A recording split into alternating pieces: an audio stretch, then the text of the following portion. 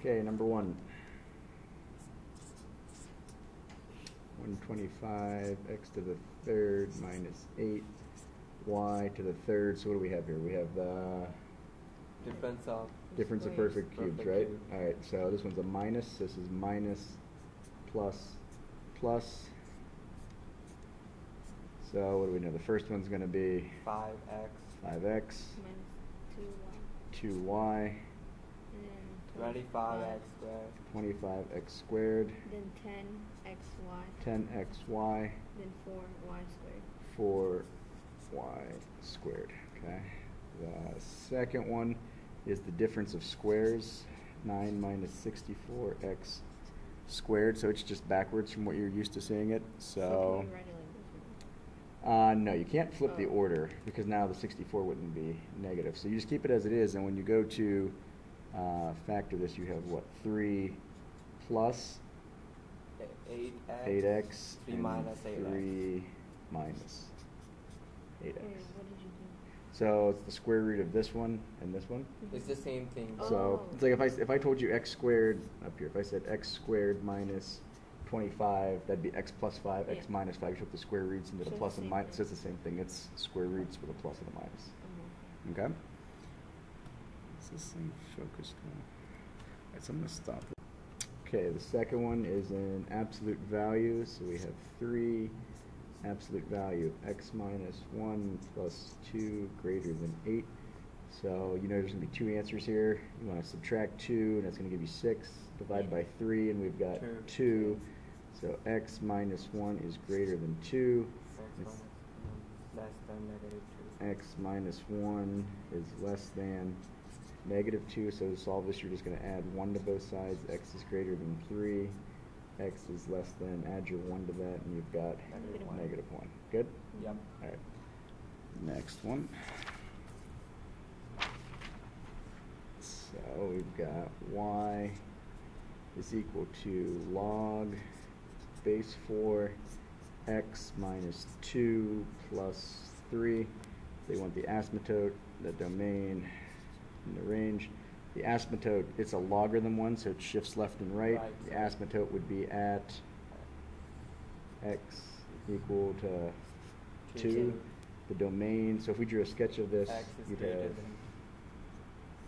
we'd have that, right? So this would be a domain of x greater than 2. We didn't say we're equal to because we have an asymptote. The range is all real numbers. So this has nothing to do So the 3 on the outside has nothing to do. I mean, it would affect the actual graph, but as far as the asymptotes go, or the questions they're going to ask you on the SOL, the 3 is not going to have any bearing. So for the logarithm, the asymptote is that part in there. And then when we compare that to the next one, number 4 is the exponential. So y is equal to 2 to the x minus 1 plus 3. The asymptote, the domain, and the range. So this one's graph, now I'm interested in the outside number because that one is going to have an asymptote now at 3 and it curves upwards. So this one has an asymptote at y equals 3. It's not x, it's y because it's going left and right. The domain in this one is all real numbers, and the range is y is greater than 3. So if we put these side by side, this one was the logarithm, and it's controlled by the left and right because its asymptote shifts left and right. And then this one is the exponential. We're interested in the back number because this one goes up and down.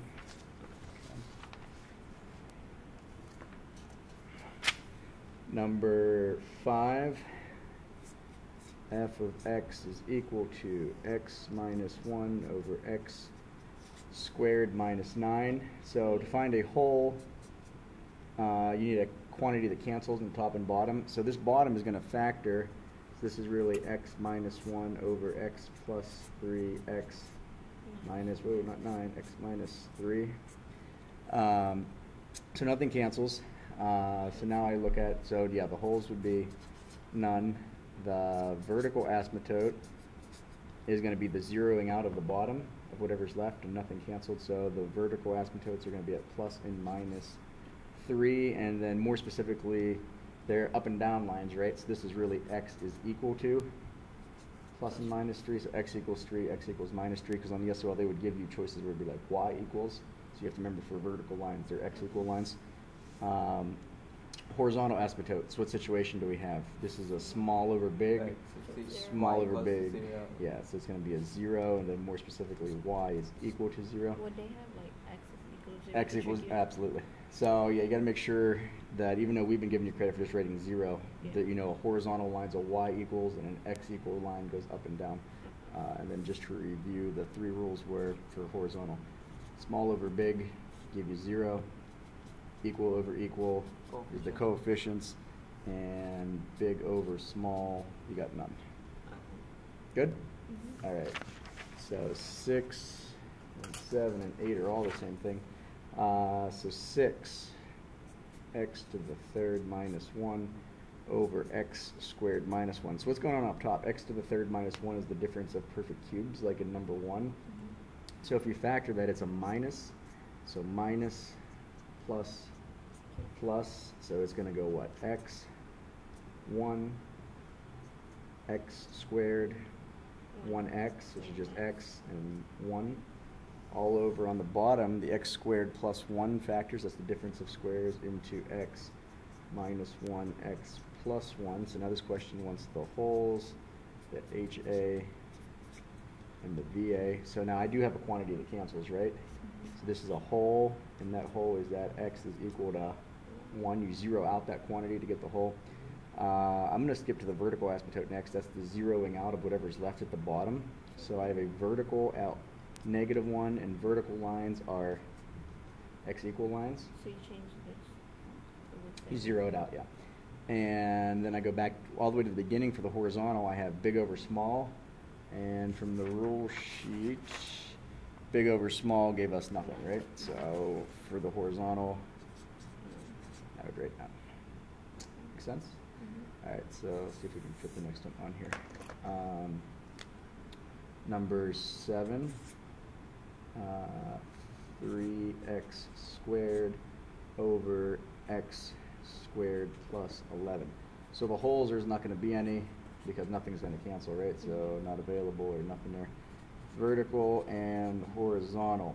For the vertical, I set the bottom to 0.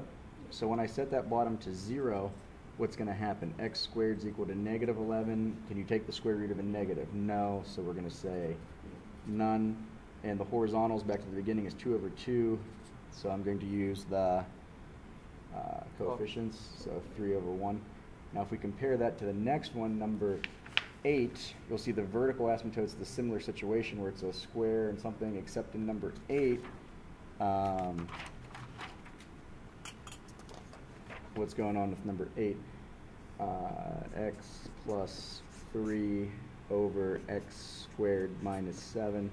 In this one you have a whole, vertical, and horizontal. So the whole again doesn't exist. Nothing cancels. Now when I go to do the vertical though, I can set the bottom equal to 0 and get an actual answer, right? So x squared is equal to 7. X is equal to plus or minus square root of 7. It was positive. You can take it. That one's good. So that was for the vertical. Vertical lines are x equals. So x is equal to the positive and the negative root of 7. And for my horizontal, what do we got? Small over big, and small over big gives us 0. Make sense? Okay. So that takes care of the first page. So I'm going to save this here and stop it. Number 9. So we're going to add. We've got x over x plus 4 plus 2 over x squared minus 16. So it's an addition problem. We have fractions. We need to have a common denominator. To find that common denominator, I'm going to factor this. This is really x plus 4, x minus 4, and this already has both pieces. This one over here is missing the x minus 4, so I'm going to give the top on x minus 4. So we have x times x minus 4 plus 2, and I'm just going to put quotes on the bottom because we know what the bottom is going to be. We distribute across x times x, and x times -4. X times x is x squared minus 4x. You have plus 2 on the outside, all over x plus 4 and x minus 4. Good? Number 10, division problem. So there's a lot of factoring here. You have 4 minus x squared over x squared plus 6x plus 5. I'm going to write this as a multiplication and flip it. So you'll be looking at this whenever you watch it as the other way. But if you multiply and flip, x squared minus 25 and 8 plus 4x. So you have 4 different corners, and you want to factor all of them. So top left corner is kind of like the first problem on the first page. It's the difference of squares, but it's backwards. So this would factor into what? X plus 1. Oh, that one. 2 minus x, 2 plus x. 2 minus x and 2 plus x. Does that make sense? All right. The top right corner is an easy one. That factors into X plus 5. X minus good. Bottom right corner, I can pull out bigger than 2. 4. I can pull out a 4. If I pull out a 4, I'm left with 2 plus 2 plus x, right? 2 plus x. Okay. And down here I need a factor. So this is x, and last times last is going to have to be 1 and 5. When I add those up, that gives me 6 in the middle, right? All right, so now I say, well, what can cancel?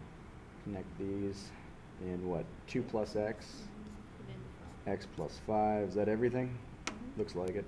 So final answer, 2 minus x minus 5, 4 times the quantity of x plus 1. So when you're multiplying or dividing, you just factor and cancel. And when you add or subtract, in the last one, you wanted a common denominator, and you actually do the math up top. Good. Number 11. So it's find the sum. More specifically, it's called the infinite geometric sum. So the infinite geometric sum, what do we know? 200 is the first one, plus the next one is negative 100, plus it'll go from there. So if you want to find the infinite geometric sum, the first thing you want is the formula, right? And the formula is first term over 1 minus the ratio, and the ratio is whatever you multiply by to go from one to the next to the next. So to figure this out, the question you're asking yourself is 200 times some ratio gives me the next number.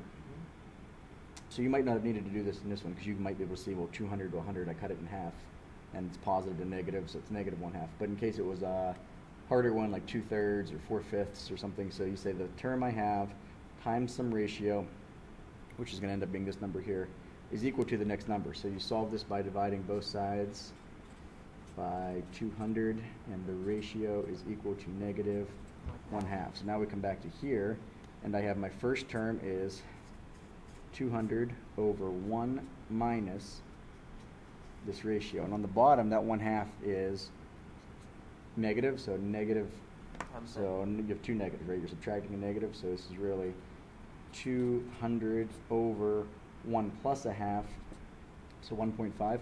So a couple things. You could type this in your calculator, 200 divided by 1.5, you get an answer.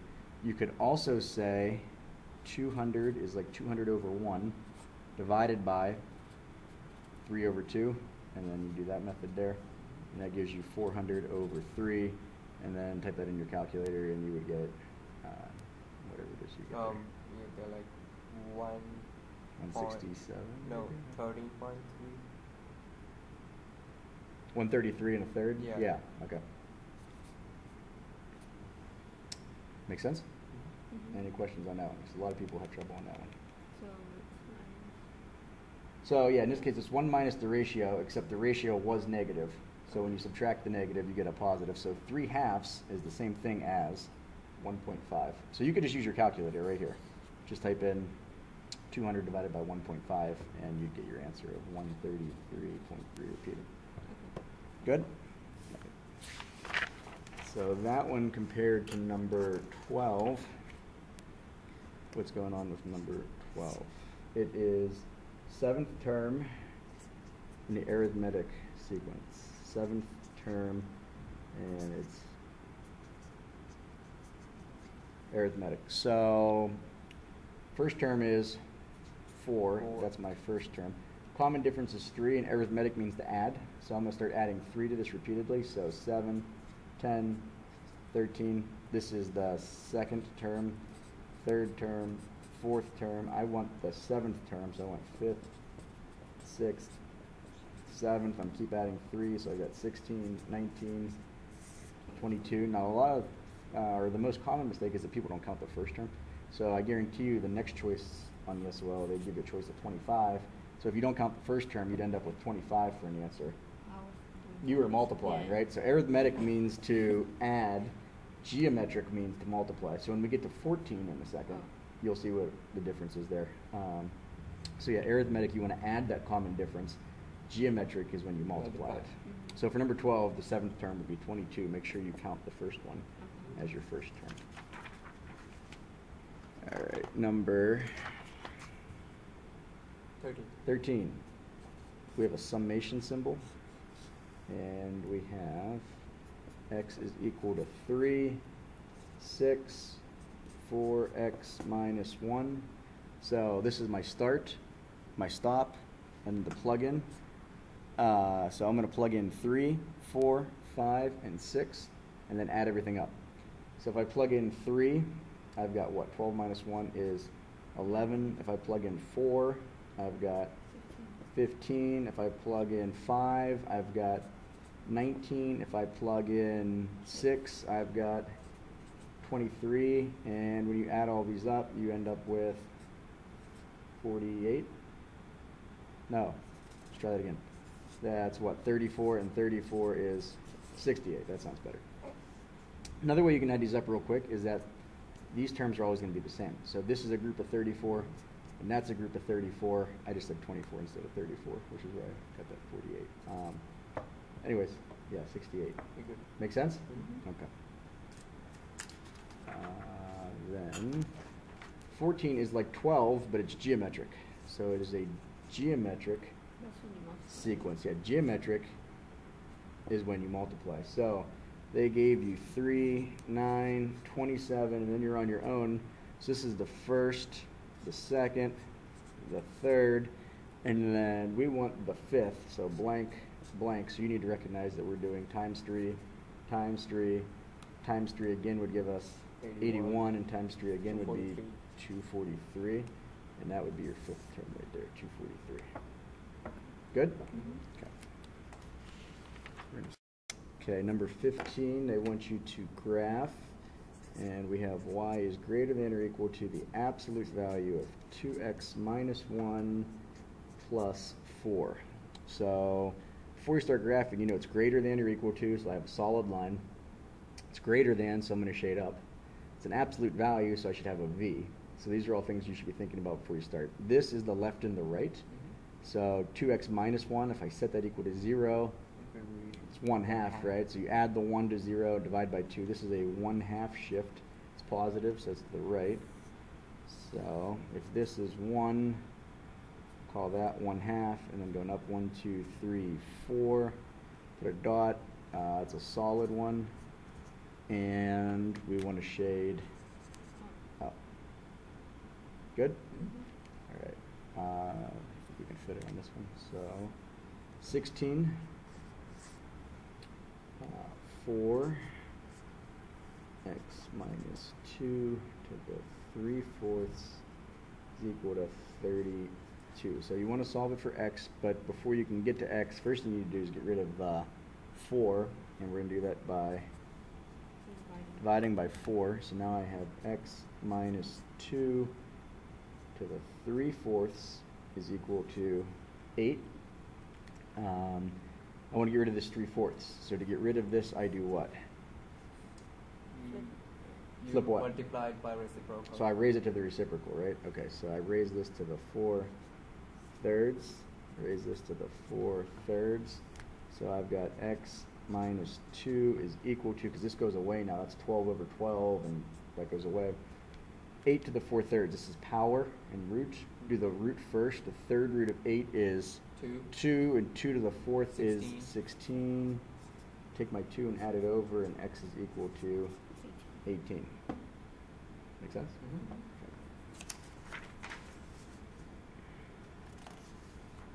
17. So we're going to multiply radicals. Multiplying radicals are the easy ones. They work out the way you would want them to. So when you multiply radicals, you just actually multiply. So 6 times 4 is 24. And now when you multiply variables, x to the 9th times x, this is really like to the first, even though it's not written. You just add them, right? So this is x to the 10th. Okay. So now how do I simplify this? What do we do? I say, what perfect square goes into this? So this turns into really 4 times 6. The square root of 4 is 2. The 6 stays. This is a 2. 2 goes into 5 5 times, right? The 2 goes into the 10 5 times. Remainder, 0. All right. Make sense? So you times this. Yeah, so when you multiply these across, the 6 times 4 is 24. 9 and 1, you actually add those up and give you 10.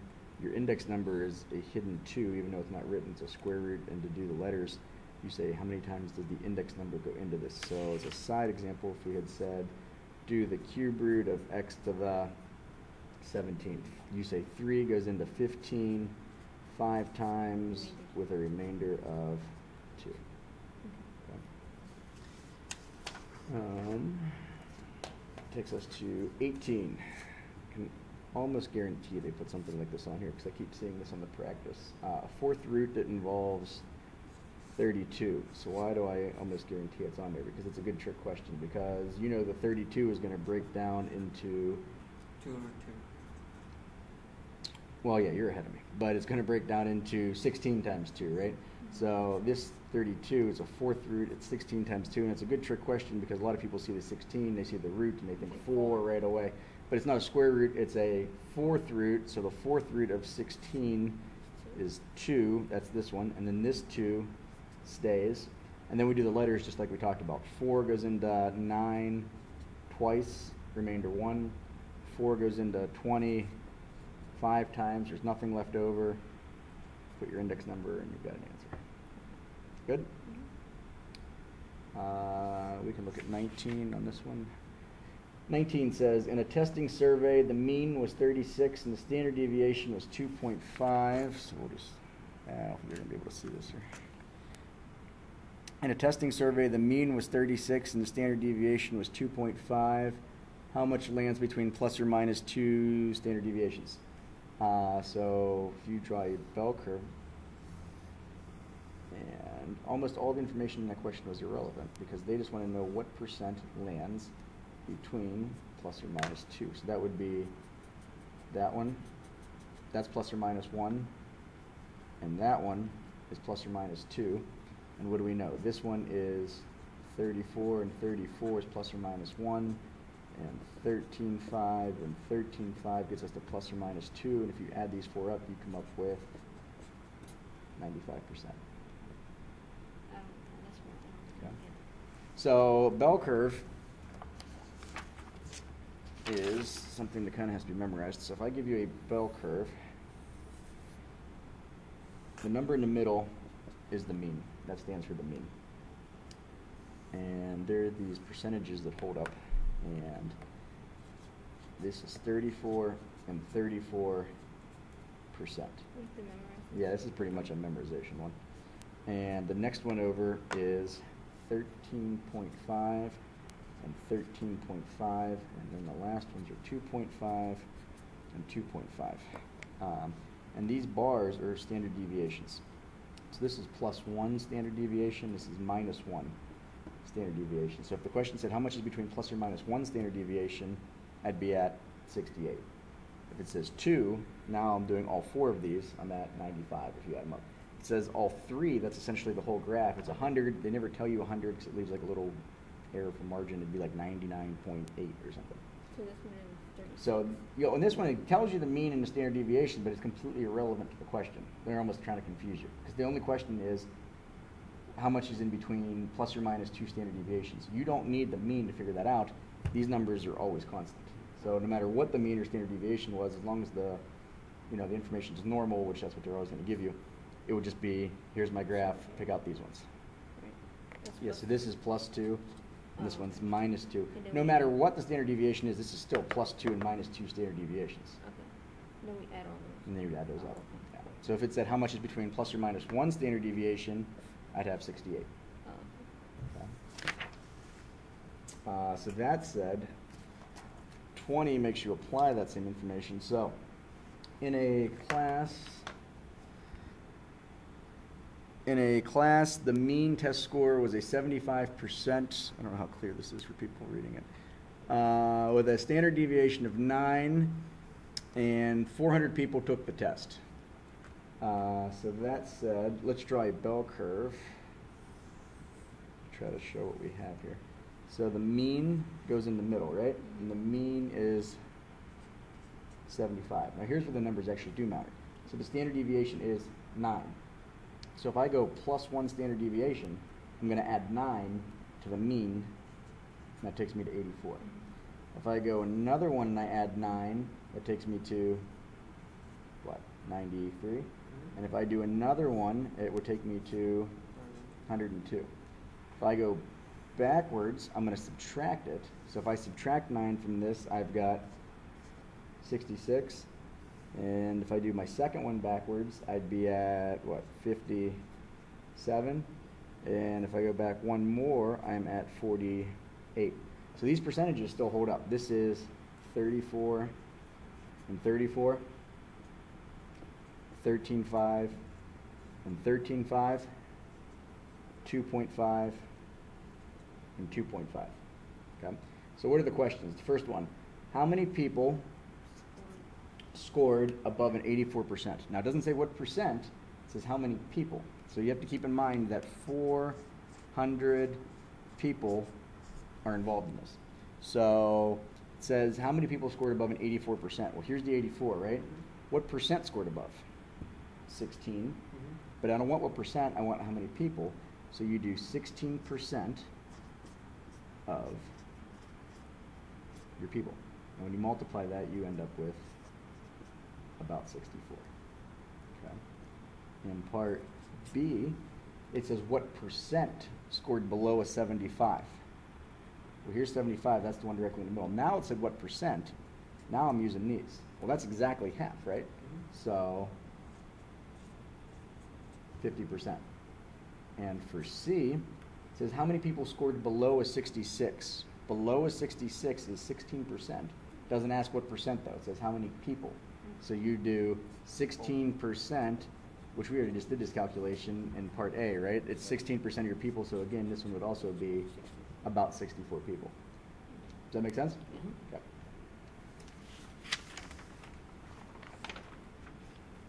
Okay. Number 21 and 22 go together. So 21 and 22, these are combination and permutation questions. So before we get started, let's go down here and make some notes. What do we know about permutation? So the question, you know, it's either going to be a permutation or combination when you see these. And the question becomes, well, if it's not a permutation, it's a combination. So what signals permutation? What kind of words? So you could say password, order, a vote, a race, a code, an election, anything where order matters. And the way we learned it in class was P was for particular order. So if you have something that signals the order of whatever you're doing matters, you do NPR for permutation, right? And if it's not an NPR, then by process of elimination, it's going to be NCR. So in the first one, it says how many 5-digit passwords can be made using the digits 1 through 9. So you see passwords, that goes right down into here. It's permutation, order would matter. So we know it's going to be an NPR question, okay? And now I have to ask, what do I have? I have how many things going here? The digits 1 through 9. So I have a total of 9 things, and I want to select 5 of them. So you type this in your calculator. So you would go to your calculator, and you have to type in the 9 first. So you type in 9, go to math, scroll all the way to the right for PRB, and here's NPR and NCR. So NPR, enter, and you're picking how many things? 5. Hit enter, and you get an answer of 15,120. And you're done. In comparison to number 22, it says how many ways can you select 15 marbles from a group of 23? Does it say anything about password, order, vote, race, code, election, anything? No. So if it's not permutation, it's combination. I have a total of how many things? 23, and I want to pick 15 of them. Okay, so you go to the calculator, clear it. You have to type in the 23 first.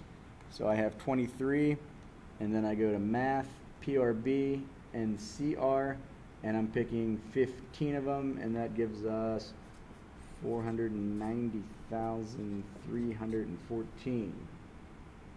Make sense? Yeah. Okay. So again, if it's order, one of these, you use the P. If it's anything else, you go and use NCR.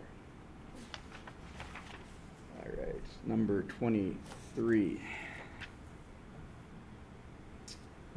Solve 1 minus x over x plus 2 is equal to 7 over x. This 2 is really 2 over 1. If I'm going to solve this, I need a common denominator, so the 1 needs to be a X. So if I make this an x, that means the top needs a x. And now the bottom's entirely the same, so I can get rid of it. So I have 1 minus x plus 2x is equal to 7. Go through and solve. So minus x and 2x is just x. Subtract your 1. X is equal to 6. Good? Next one. The root of 7 minus 2x plus 5 is equal to 8. I want to solve for x. So the first thing I do is what? Square root of 5. No. Oh. Minus 5. Before I do that, I Oh, you minus. get rid of the 5, right? Yeah. Okay. So the square root of 7 minus 2x is equal to 3. Now I square root both sides. 7 minus 2x is equal to, I squared that, so I squared that, and I've got 9. Negative 2x is equal to, took that 7 and I subtracted it, so I've got 2, divide both sides by negative 2, 1. and x is equal to negative 1. Also, you can't change the order. No, you cannot just change the order. So you keep everything exactly as you see it, just get rid of the 3, square both sides, subtract the 7, divide by negative 2, and you're all done. All right, 25. So what do we got? 3x minus 4 over x squared is equal to 3 over 2x. So what do we want to do here? We want to solve, but to do this I want to Cross multiply. yeah, cross multiply. So if I go this way, I've got 3x squared is equal to, let's just write it out, 2x times 3x minus 4. This is 3x squared is equal to 6x squared minus 8x. Okay, so what kind of problem do we have here? It's squared, so it's Oh. x squared is what kind of problem? It's Quadratic. Okay, in quadratic problems, you want everything on the same side and set it equal Same to to 0. set it equal to 0. So I'm going to take this 3x and bring it over. 0 is equal to 3x squared minus 8x. I subtracted the 3, right? You're not done. So far so good. You want to solve it. You could now what? Graph this, quadratic formula this. You could factor this. So let's go through a couple different ways because a lot of people have trouble from here. So if you factored this, it doesn't look like a normal factor, right? Nothing to really factor, but what can I do? I could pull out what do these have in common? Numerically nothing, but you can pull out an x. If I pull out an x, what am I left with? 3x. And now I said both of these things equal to 0. X is equal to 0. 3x minus 8 is equal to 0. Add the 8 and divide by 3. X is equal to 8/3. That's one option. Let's take the same thing that we just had, which was 3x squared, was it minus 8x, and set it equal to 0. You can't factor. Well, I mean, what we just did was factoring. It's not factoring in the traditional sense, but pulling out a common term is still a means of factoring, right? So you can do that. A lot of people don't think about pulling out an x though, because this looks really weird to factor. Try quadratic formula. So what do we know? A is 3. B is negative 8. I don't even see a c, so c is equal to 0. All right, quadratic formula. Negative b, so it becomes a positive 8, plus or minus the square root of b squared, so 64, minus 4 a, but c is 0, which gets rid of all of that, right? All over 2a. So this is 8 plus or minus the square root of 64, because 4 times 3 is 12, but that times 0, and that's gone, all over 6. Okay, the square root of 64 is 8. 8 plus or minus 8 over 6. So this is 0. 8 plus 8 over 6, and 8 minus 8 over 6. Well, 8 minus 8 is 0. So that one is 0. 8 plus 8 is 16 over 6, and 16 over 6, if I divide them both by 2, is the same 8 over 3. We just got a second ago by factoring, right? And if you don't like either of those methods, the easiest way of all is to plug it into the calculator, right? So if you plug this into the calculator, you know that just by doing the last two problems that the zeros end up being at 0 and 8/3, and 8/3 is what, 2 2/3? So roughly 1, 2, 3, somewhere right around in there, there'd be a 0, right? So you'd have a graph that would look, you know, something like that. And then go to your calculator and trace the zeros. That's the second trace, and go to calculate the 0. Left bound there, right bound there, guess, do it again, left, right, guess, and you would pop out the answers 0 and 8/3. Now your calculator is probably not going to give you 8/3. It's going to say 2.6667, repeating whatever, and the choice is probably 8/3. So you'd have to convert this in your calculator to decimal fraction. Good? All right. Number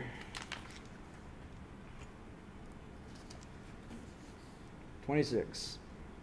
Okay, we have a system. So when you do systems, what's the steps? You want to solve each of them for Y. So you want them both to be y equals, and then we want to graph them, and then find out where these graphs intersect, right? So what can you tell me about these graphs? The first one is what kind of graph? So it's y is equal to 4x plus 2. I added the 4x over, right? And the second one, when I solve it for y, is going to be y is equal to x squared plus 8 minus x, right? So in these problems, you want to go directly to the calculator. You want to graph them both, see where these cross each other, and then on your calculator, you type in, how do we get there? You do second plus trace, and you want to find the intersection, right? And then, so depending how many times they intersect is how many times you do this, right? So then you hit enter once, twice, and the third time is the guess, and that's when you line up the intersection point. So what do we know about these? If you have a line and a quadratic, what are my possible scenarios here? I could have, here's a line, there's the quadratic, I've got 1, 2 answers, right? I could have, there's my quadratic, and there's my line. No, it's hard to see because I'm drawing with marker, but maybe it just crosses in one spot, right? So that one's 1. And what else could happen? I could have, there's my quadratic, and there's my line. They're both in space. Nothing's ever touching. I could have 0 solutions. So depending on where your intersections are at is what you would calculate on the calculator. Did you get the actual answers, Cheat? I don't have them in front of me. -2, -6. So back to the one we just did. You're saying, what do we got? -2, comma, -6, and what's the other one? 5, 22. 5, 22. And the other thing you want to be careful with is reading the directions to see what they ask for. So in this one on the packet, 26 says find the y values of the solution set. So the answers that you would be looking for in the SOL would be like choice C, -6 and 22. And I all but guarantee you choice A would be -2, comma, -6. They would mix these in every way to confuse you. So you have to read what they're actually asking you for. So in this one it said the y values. So I want the y values. Okay. This is saying x values? Sometimes it says x values. Sometimes it says the actual solutions. So you would have both full ordered pairs. So yeah, it's just a matter of taking your time. All right, where's that put us at? Number 27. Find the zeros. So it is f of x is equal to 7x squared plus 16x minus 48. So this is very, very similar to number whatever one we just did, we ended up with 8/3 and that. So you could graph this, you could factor this, you could quadratic formula this, whatever it is that you're most comfortable with. I would probably try factoring it if I were you guys, because I see first times first is an easy one. There's not a lot of playing around. I know that 7 and x have to be 7x squared. When I factor, the outer and the inner make up this middle term, right? So now I'm thinking about factors of 48. Again, you're going to have to play with this a little bit because you want 16 in the middle, and this is a multiplier of 7, but in about a minute, I bet we can figure it out. What are my choices? 1 and 48, 2 and 24, 3 and 16, 4 and 12, 6 and 8. Did I catch them all? I think, yeah. So 1 and 48, that's out the door. That doesn't work. 2 and 24. 24 definitely can't go there. That's too much. If I did 2 here, that'd be what, 14 and 24. 14 and 24, that's not hitting 16 in the middle. 16 definitely can't go there. 3 would be what, 21 and 16. 21 and 16, that's not working. 4 and 12. 4 is 28 and 12. Yeah, okay, so this one works. If I put a 4 here, I've got 28. If I put a 12 there, I've got 12 in the middle. Can 28 and 12 be manipulated to get 16? Sure. I want a positive 28 and a negative 12, and that works perfectly because I need a negative 48 at the end. So now I've factored it. And they didn't want you to just factor it, they want you to find the zeros. So you set this equal to 0. So 7x minus 12 is equal to 0. X plus 4 is equal to 0. So add the 12 and divide by 7. X is equal to 12 over 7. Subtract 4, x is equal to negative 4. Sound good? All right. Okay, 28 is a composite. No, I'm lying. It's an inverse. So g of x is equal to x to the third plus 11. They're asking for the inverse. So to find the inverse, I switch the X and Y. switch the x and y and solve for the new y. Well, g of x, that's the same thing as saying y, right? So if I switch them, now that's x, now that's y. I switched them completely. And I want to solve for this new y. So I'm going to subtract 11. And to get rid of this to the third power, I take the cube root. So I've got the cube root of x minus 11 is equal to y. And you're all done.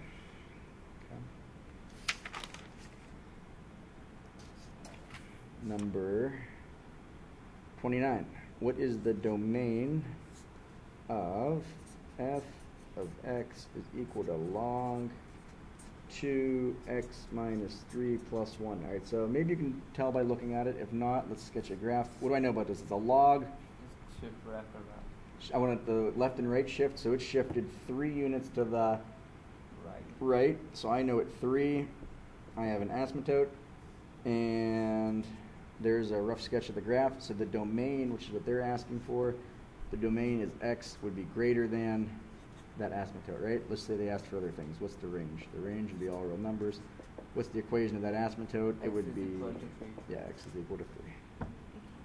Make sense? Mm-hmm. Let's take that same question and say, so we're just going off topic here for a second. What if it was the same question, but they gave us this? That's a 4.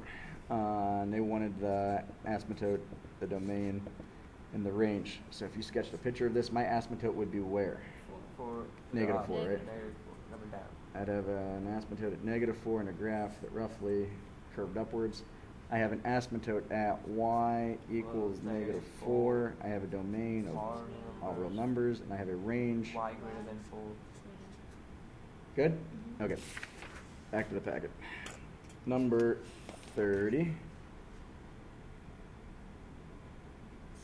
Negative 4 minus 2i, close it, plus 2 minus quantity of negative 2 minus 4i.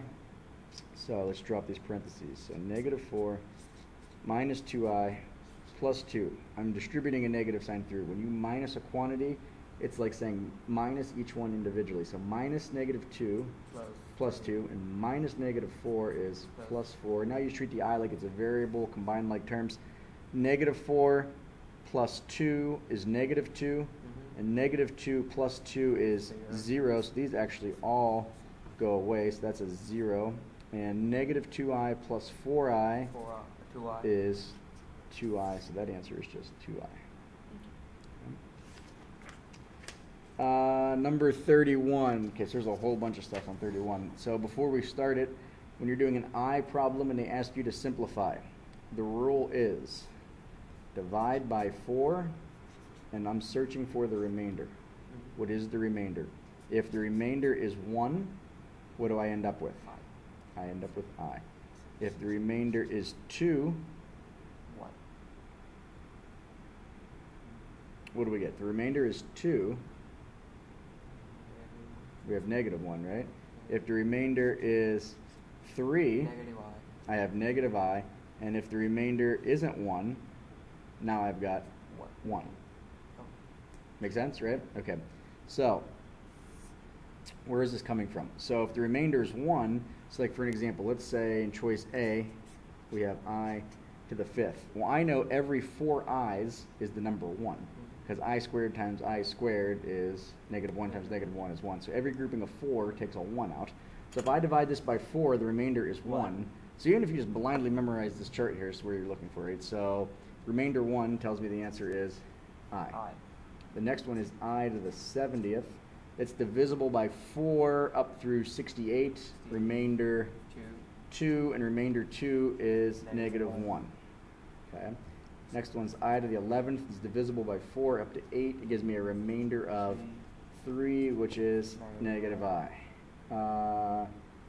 D, I to the 80th. That works out evenly. It is divisible by 4. So the answer is 1. 18. I to the 18th is divisible by 4 up to 16. Remainder 2. Negative 1. And my last one is I to the 19th is divisible to 16. Remainder 3. And that gives me negative I. Make sense? Okay. Where are we at? 32. Find the 0 of the logarithm. F of x is equal to log base 2 x minus 10. You could plug it in. You can do it easier on paper, though. Yeah. You can plug it in. It's a hard one to see, though, on the graph. And here's why it's easier to plug it in. If I want to find the 0, just like the quadratics, I'm going to set it equal to 0. All right, so think back to logs. Log base answer equals exponent. So this is the base. This is the answer. And you always raise the base to the exponent. So anytime you do a logarithm 0, this side always ends up becoming 1, because no matter what the base is, raised to the 0 every time gives you 1. So 1 is equal to x minus 10. Add your 10 over. X is equal to 11. So anytime you have a logarithm 0, this side ends up becoming 1. Set that equal to 1, and you got your answer. But yeah, you could use the calculator and trace it out. Now the problem is, though, is that your calculator only graphs in base 10. So when you see log base 2 and stuff, you're going to have trouble graphing it exactly the same way. So yeah, I would just set this equal to 0 and then go from there. All right, 33. X plus 2 over x plus x minus 6 over 3x is equal to 2x plus 9 over 5x. I want these to all be the same. That means I want the bottoms to be what? X, 3x, and 5x. The first thing they all go into is 15x. I want this to be 15x, this to be 15x, this to be 15x. Now the question I ask myself is, what did I do to get here? This one to this one is a multiplier of 15, so I multiply the top by 15. X plus 2. This one was multiplied by 5, so I multiply the top by 5. This one was multiplied by 3, so I multiply the top by 3. Now I can get rid of the bottoms. Now I'm left with just the tops. So let's distribute. This would be, yeah, you're right. Going crazy here. 15x plus 30 plus 5x minus 30 is equal to 6x plus 27. So 30 minus 30, that goes away. 15 plus 5 is 20x is equal to 6x plus 27. What do we want to do here? Take the 6x away. So 14x is equal to 7. Divide both sides by the 14, and what do we got? 27 over 14 is equal to x. Good? Number 34. So they give you a table. Anytime they give you a table and they ask you to find, so it's telling you this one's a linear table, so you want to do regression, right?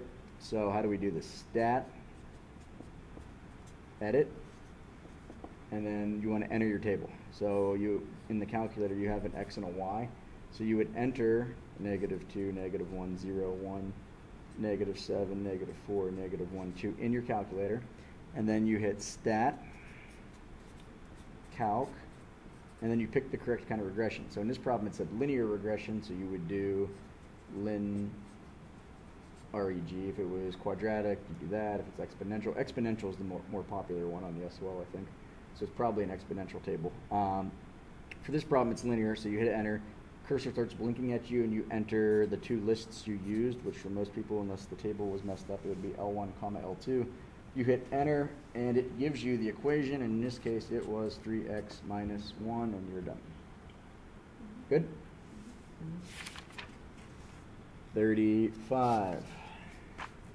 Multiplying this out, so we want to FOIL. 3 plus root 6, and 2 plus root 6, so I FOIL first times first is 6. The outer is 3 root 6. The inner is 2 root 6. Last times last is root 36, which is 6. Add these up. 6 and 6 is 12. And 5 root 6. Good? 36. If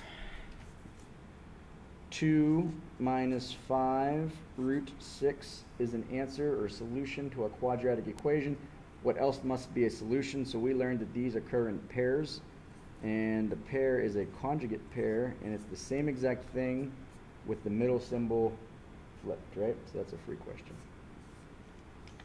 37, state the domain.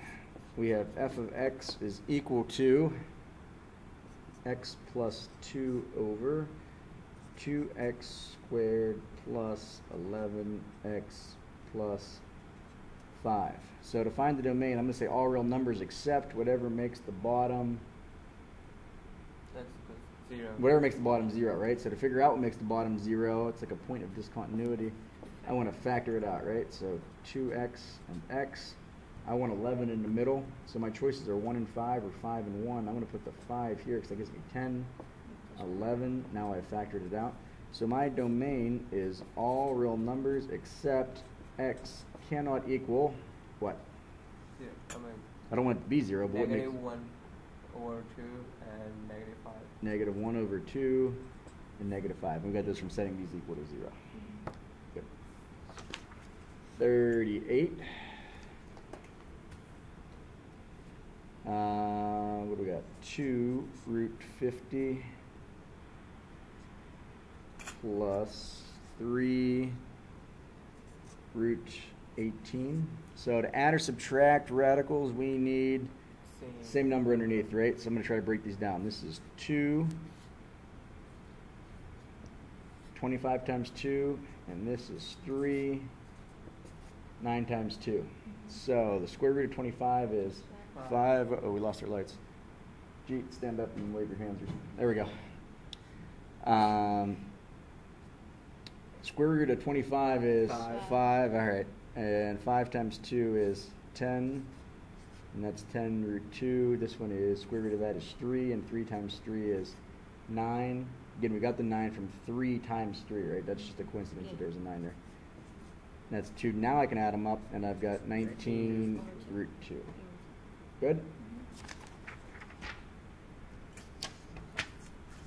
39. So that's that same fourth root question we talked about earlier. This one has a 16 in it right to begin with. So the fourth root of 16x to the 11th, y to the 12th. Yeah, exactly. The fourth root of 16 is 2. 2. 4 goes into 11, what, twice? Twice. Remainder 3, and 4 goes into that Y 3 cubed. times exactly. Put the root number up there. All done. 40. 2x squared over y to the negative 3, all of that to the negative 2. So we're going to apply this negative 2 everywhere. So I've got 2 to the negative 2, x to the negative 4, because power to power we multiply. And on the bottom I've got y to the positive 6, because a negative times a negative is a positive. Negative exponents tell me to flip and evaluate. Positive exponents stay where they are. So this one's staying, flipping, flipping. So 2 squared is 4, but it's on the bottom. X to the 4th, bottom. Y to the 6th, bottom. But I got to show this is the bottom. There's nothing left up top, so I put a 1. 1. Make sense? Mm-hmm. Okay. 41 through 44, all variation. So the first one, 41, is a direct variation. First thing you write is y equals kx, because I know it's a direct variation. And it says what? Y is 12 when x is 6. Stop. Y is 12 when x is 6. So I want to solve and find k. Divide both sides by 6. 2. K is equal to 2. Stop. And what do I want to find? Now that I know this, find y. So y is equal to, find y when x is 9. Well, k, I now know, is 2. And it says x is 9, so y is equal to 18. 18. All right. So this equation, which one? That's for the next one. Oh, okay. So the next one, 42, it's an inverse. So for inverse, I'm going to say y is equal to k over x. That's the inverse. And do the same exact process. Now y is 12 when x is 2. I want to solve for k. To get k by itself, this time I multiplied both sides by 2. 24 is equal to k. Now that I know that, I start over and I say, what? What do they ask? Where am I at? Y is equal to 12. Find y when x is equal to 8. Find y when x is equal to 8. Well, I know k now is 24. 3. Y is equal to 3. Make sense? Okay. And 43. Z varies. This one is a combination of them, right? Y equals to kxc. Yeah, exactly. So now it's not y equals, it says z varies. Oh, z. So z equals, Close. varies means equals, so z equals directly with x. Stop there. Z varies directly with x. Got it. Keep reading. And inversely with y. So if I was to write z varies inversely with y, it would be k over y. So this is a combination one. So z equals kx over y. And now you do the same stuff. You just start plugging in. It tells me that z is equal to 12 when x is equal to 8 and y is equal to 2. And the problem asks to find a constant of variation. So 8 over 2 is really 4k. And if I want to solve for k, divide both by 4. Constant of variation is equal to 3. Any questions on those three? No? All right, and 44. 44. The volume V of gas varies inversely. Okay, so there's a whole bunch of things going on. You want to read it really slow. And they give you letters here. The volume V varies inversely. Stop. So volume V varies. That's the first thing I'm going to do. Is V equals for volume varies. It varies inversely with pressure. Stop. If it's inversely, you know it's K over X. Yeah. So it's K over, but instead of X, it varies inversely with pressure. So now I've got my formula. And as soon as you got your formula, now you can solve everything. What do we got? If the volume is 200, so V is 200, when the pressure is 1.6, so that's that. So first thing I'm going to do is find K. So I'm going to multiply both sides by 1.6, and was that 320? Yeah. 320 is equal to K, so that's important. Doesn't answer the question though, so I go back to the beginning. V equals K over P, but I know K now, right? So V is equal to 320 divided by The actual question you're looking for is find the volume when the pressure is 2.8. So now I do 320 divided by 2.8 and I get 114.3. 114.3. Good? Almost there. What we got? 45, composite functions. F of x is equal to 4x to the third plus 2x. G of x is equal to 2x plus 1. First question is f of g of 2, going backwards. That's 2 into g and that into f. 2 into g gives me 5, and then 5 into f is 4 times 5 to the third plus 2 times 5. So what do we get? 5 to the third is 125. 125 times 4 is what, 500? And 510 would be my total. The other one is g of f of x. G of f of x. That tells me to plug the f function into g. So what do we know for g? G is 2 times something plus 1, and my something is going to be 4x to the third plus 2x. Multiply through, and we've got 8x to the third plus 4x plus 1. Good?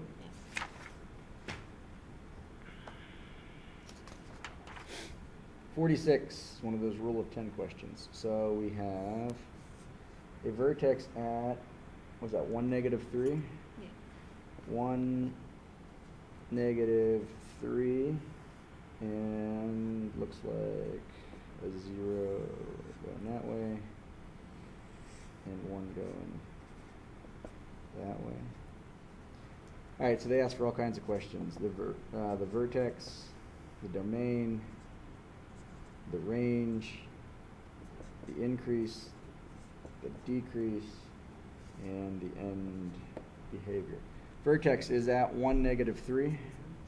The domain is, Our number the range would be y is greater than -3. greater than or equal to -3. The increase, that's the running man part. Increase, so he starts running from -infinity to 1, and when that goes on, the function's going Decrease. down. So the decrease, we'll skip one here, is -infinity to x to 1. The increase is from 1 to x to infinity. And the end behavior, as x goes in both directions, infinity and -infinity, f of x Positive. goes, I'm running out of room, but they're both going up, so positive and positive infinity on both, right? Okay. Oh, there's the bell. What do we got? 2 left. So 47 is state the solutions. That's just the x-intercepts. So that's at 2 and -2. Or if there were points, it'd be 2, 0 and -2, 0. The 3 at the top is the y-intercept. So if it asked for the y-intercept, you'd be at 0, 3. For 48, state the solutions. Here it is on 48. You want where it intersects. So there and there. Got it? All right, good. All done. Got it.